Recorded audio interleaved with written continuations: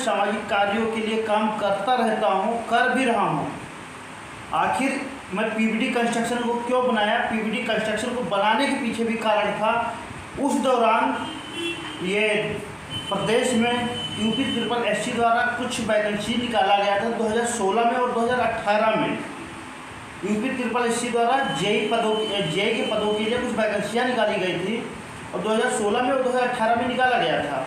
लेकिन 2016 का भी और 2018 का भी आज से 1 साल पहले तक कोई उसका रिजल्ट नहीं आया था। लगभग 6, 7, 8 साल बीत जाने के बाद में भी, मतलब योगी जी का पहला टर्म ओवर बीत जाने के बाद में, पहला 5 साल एक कार्यकाल बीत जाने के बाद में भी उसका रिजल्ट नहीं ला पाए थे।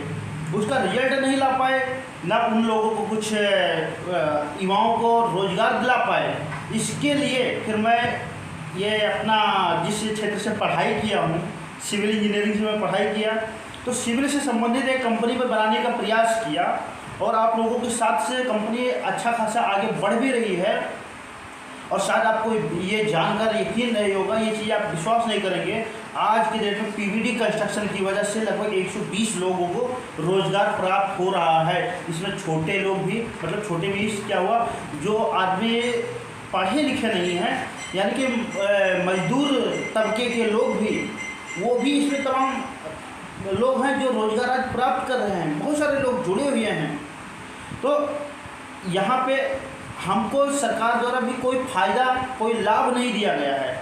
आज की डेट में हमारे जैसे या और तमाम सारे साथियों जैसे बहुत सारे युवा हैं, देश के बहुत सारे युवा हैं जो रोज़गार प्राप्त करना चाहते हैं या जो अपना स्टार्टअप शुरू करना चाहते हैं। अरे एक डेटा के अनुसार लगभग 20,000 स्टार्टअप 2020 से लेकर 2023 के बीच में बंद हुए हैं।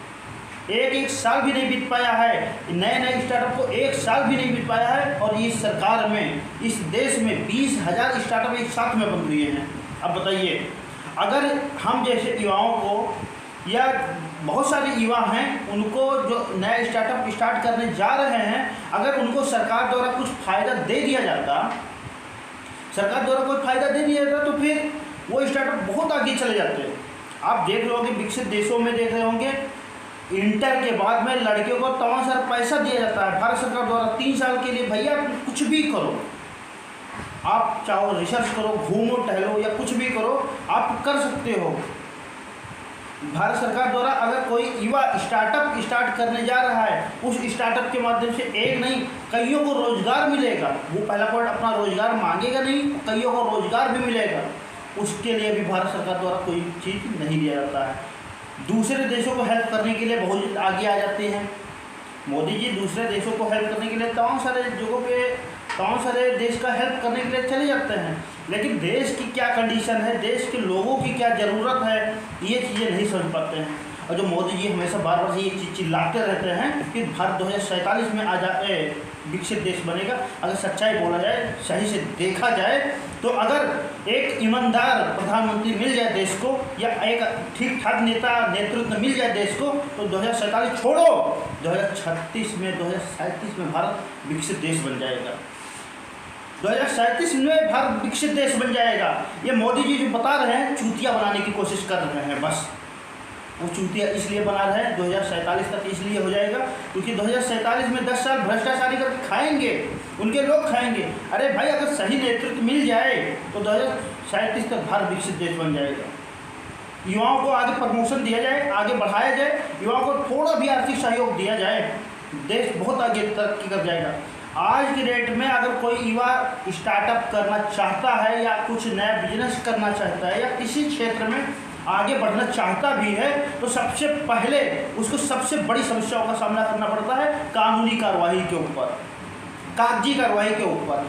सबसे पहले उसका बिजनेस स्टार्ट नहीं हुआ है, बिजनेस स्टार्ट होने से पहले ही उसको ये कागजी कार्रवाई करना पड़ेगा, रजिस्ट्रेशन करवाना। बिजनेस चला नहीं है, उनको रजिस्ट्रेशन करवाना है और जीएसटी का फॉर्म फिल करना है और चीज़ें, तमाम सारा रजिस्ट्रेशन, ये वो उसी में आदमी टूट जाता है। दूसरा पॉइंट, तमाम सारे युवा ऐसे हैं जो उनके पास योग्यताएं तो है, काबिलियत तो है, बहुत सारी काबिलियत है, लेकिन उनके पास पैसे की समस्या है। भारत सरकार उद्योगपतियों को कर्जा देना चाहती है, पैसा देना चाहती है, बहुत ज़्यादा अगर समाज सेवा करना चाहती है भारत सरकार और सच में अगर देश को आगे ले जाना चाहती है, तो फिर जो युवा हैं, जो नए लड़कियां हैं, उनको ज़्यादा का नहीं, मात्र 10-10 लाख रुपए का लोन देने का काम करें, ऋण देने का काम करें, और जो ब्याज होता है ब्याज मुक्त कर दें। 5 साल के लिए केवल ब्याज मुक्त रखें, 10 लाख, 20 लाख, 30 लाख, 40 लाख का बस इतने का ही लोन दे दें, और केवल 5 साल के तक ब्याज ना ले, उसके बाद में ब्याज ले भी कोई दिक्कत नहीं। 5 ही साल में मैं बता रहा हूँ हर घर में एक उद्यमी निकलेगा, और ये चीज़ें भारत सरकार चाहती नहीं। भारत सरकार के साथ किसी भी प्रदेश की सरकारें ये चीज़ें नहीं चाहती हैं। और आप लोग बताते हो कि हम फिर इस बिजनेस में क्यों आए।